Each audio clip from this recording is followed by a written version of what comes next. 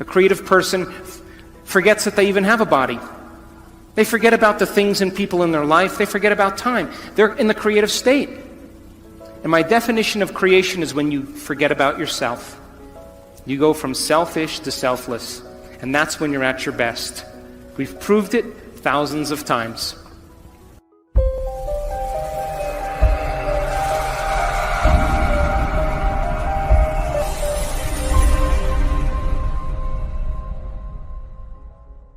Why are successful people successful? And we are not talking about money here. There are people with not so much money that you would probably say about them they are successful. What's their secret? Is it things they do? Or maybe their state of mind? The way they are looking at the world? By the end of this video you will know how to do what only 1% of people do. Dr. Joe Dispenza will explain this secret and explain what only few people in this world do to be successful. Don't forget to subscribe so you get the notification for every new video that gets published. Enjoy Joe Dispenza. Of course, energy is created. There's always growth and repair. People tend to go from a narrow focus to possibility, to an open focus. They feel connected to their vision. They feel connected to people. They feel connected to something greater. They're already defining reality beyond their senses. They're living no longer as a victim, which means most people think unconsciously that their personal reality is creating their personality. If your personal reality is creating your personality, then you're a victim. But if your personality is creating your personal reality, you're a creator. So now they're causing an effect. They're no longer living by cause and effect. They see possibilities. Brain and heart are in a state of coherence and balance. And of course, they crave the unknown. They want the experience. They want the adventure. They live for it. So I'll go through just three more slides. So then if your purpose is to go east, and all of a sudden you head to Phoenix, Arizona, or Missoula, Montana, or Miami, Florida, or Boston, Massachusetts, you've lost sight of your vision, and which means you had some thought that led to some choice, that led to some behavior, that created some experience, that produced some feeling or emotion, and you gave up on your vision. You went back to the old self. So you may say, God, I want to be healthy, but oh, you made the wrong choice. 3 pieces of birthday cake. You miss a week of exercise. You stay up late and watch TV. You stop getting treated. And of course now, same thought leads to the same choice, which leads to the same behavior, which creates the same experience, that produces the same feeling. And then you say, oh gosh. And then of course the feeling is usually unworthiness or guilt, and you return back to the same self.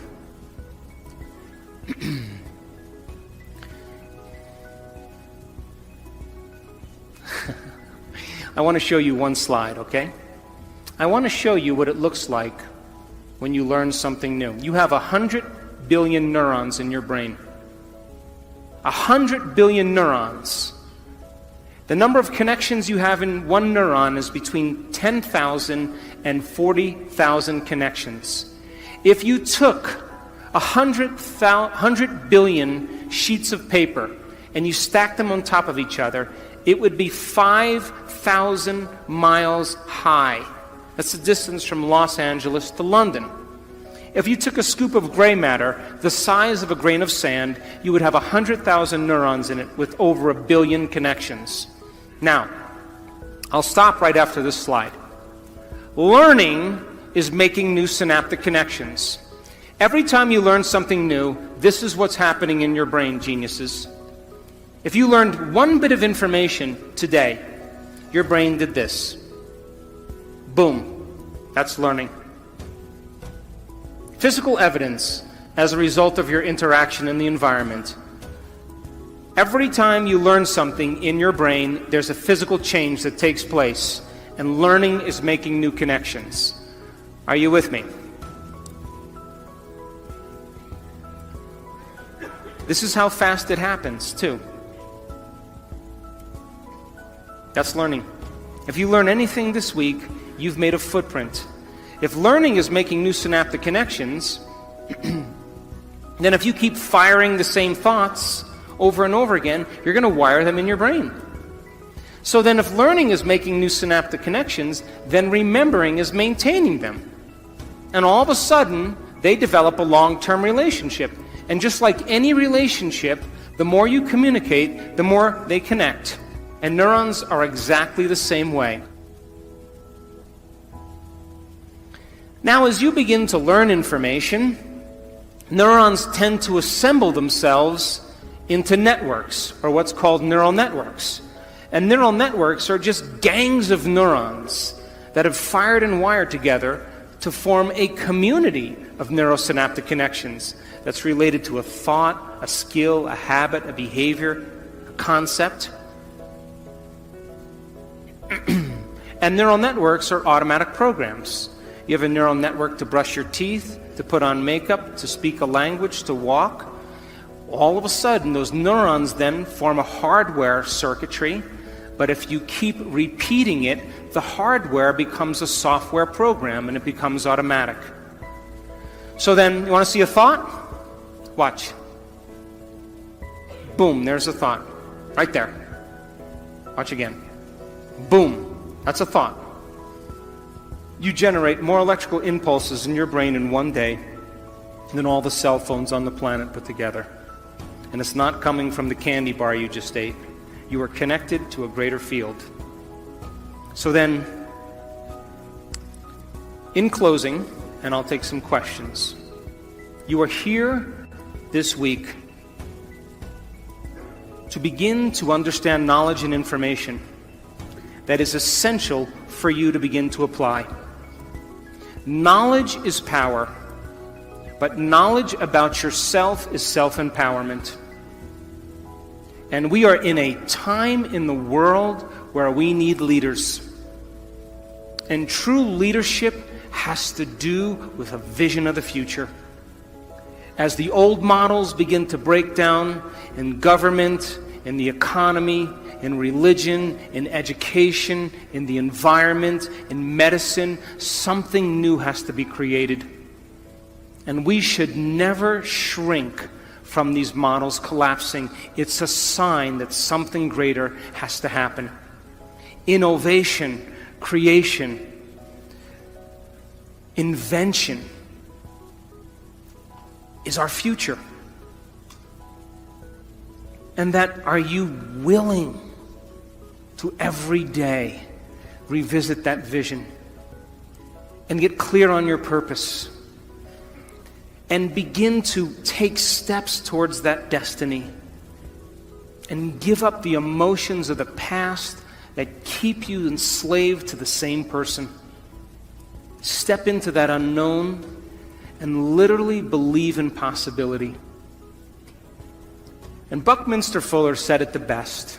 He said, if you want to change a culture, forget about trying to fix what's broken. Create something that's better, and everybody will leave that and go to something else. And so people around the world are waking up because we are in an age of information. And in an age of information, ignorance is a choice. Learn, study, change, apply, and meet the challenges in your life with a greater level of mind. Surely somebody has faced the same things that you have and have overcome them. And if learning is making those connections, every time you learn, you are preparing your brain for the future. But be willing to be original. Be willing to be defined by that vision or that dream. And if every day you keep it alive, sooner or later, that experience or that vision is going to find you. And that's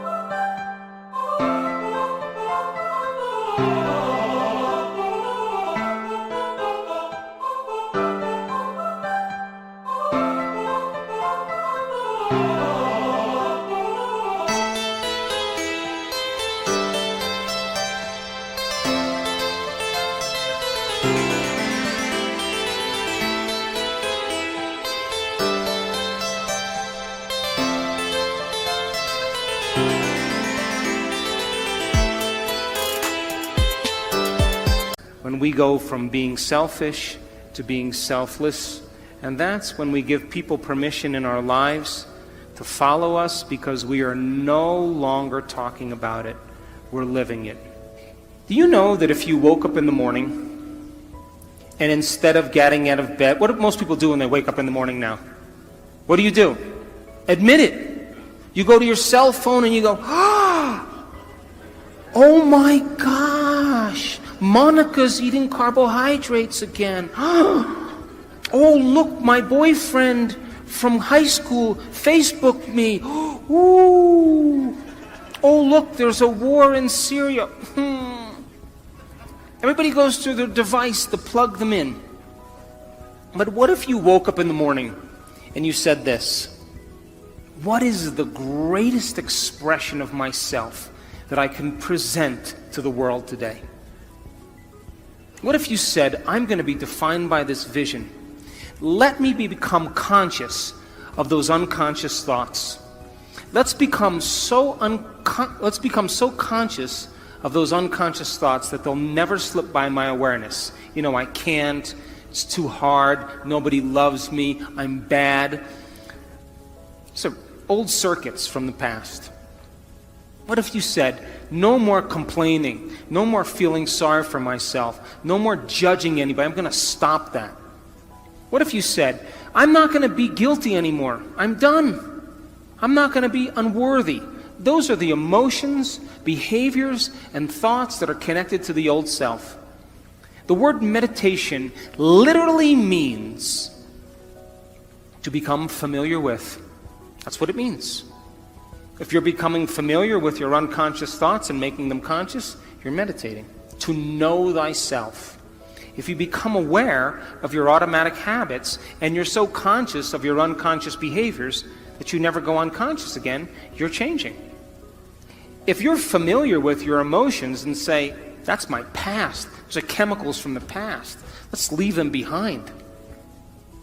And then you said, who do I want to be when I open my eyes? What thoughts do I want to think? What thoughts do I want to fire and wire in my brain? Let me plan my behaviors today. Do you know the very action of planning your behaviors in your mind, rehearsing what you're going to do? Do you know that mental rehearsal actually installs the circuits in your brain to look like the experience has already occurred? Now your brain is no longer living in the past, it's primed for the future. And if nerve cells that fire together wire together, you keep doing that, it's going to become familiar to you.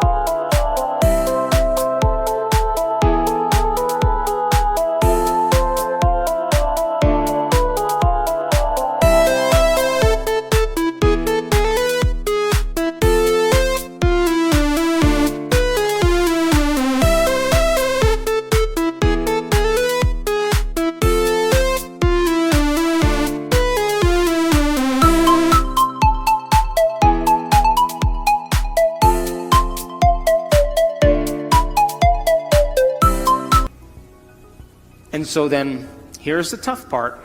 I am not going to get up from this meditation until I am in love with life. I'm going to leave my sadness and pain behind, and I'm going to open my heart. And I'm going to feel gratitude. I'm going to feel joy. I'm going to feel inspiration. Do you know that the moment you start creating those chemicals, you are signaling new genes ahead of the experience? And now, if you can combine in a clear intention with an elevated emotion, You are literally biologically changed. And if you can get up from your meditation feeling like somebody else, your job is to maintain that modified state of mind and body your entire day. Because if you keep cultivating that elevated emotion, it's going to become familiar to you. And if you're able to maintain that modified state of mind and body every single day, get ready. Because something unusual is going to happen in your life. It's the law. You are going to run into a new opportunity because you're in a new state of being. And that's what we teach people. To rehearse the future. And to take the brain out of the past and put it in the future. Take the body out of the past and put it in the future. But if you get up every single day feeling the same way, and you wake up and you go, oh my God, who's that? Oh, God. Wait, let me remember my problems. Ugh. You just return back to the old self. So the act of planning your behaviors, the research shows that as you begin to plan what you're going to do and how you're going to do it, you begin to change your brain to look like the event has already occurred. And you begin to prime your brain into the future and out of the past. And if you can create the emotion, you are more prone to get your behaviors to match your intentions, your actions equal to your thoughts, and your mind and body working together. And you will begin to arrive at a new destiny. We've seen it over and over and over again. So do you really want a change in your life? The word change means to do something different. Well, the most important thing to do differently is actually to change your state of mind. When you do that, you will affect this 3D reality in different way. New people, things and circumstances will be attracted to you. You will be amazed of what you're capable to do. If you love Dr. Joe Dispenza, subscribe. There will be many new videos like this. So, how do you feel about this? Can you do the change? Tell me in the comments below. Have a great day.